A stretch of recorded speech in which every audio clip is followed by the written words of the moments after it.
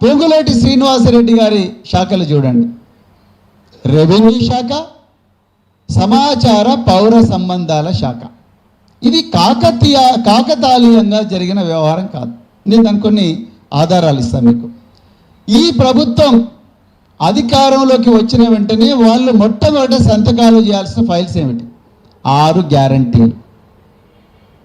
6 గ్యారంటీల మీద సంతకాలు జరగాలి. 420 హామీలు కాంగ్రెస్ మేనిఫెస్టోలు ఇచ్చిండ్రు. వాటి మీద సంతకాలు జరగాలి. వాటికి కావలసిన నిధులు ఏ విధంగా సేకరించాలన్న విషయాల మీద సంతకాలు జరగాలి. కానీ అవేవి జరగలేదు. మరి జరిగినవేంటి? మొట్టమొదట రాగానే లగచర్ల,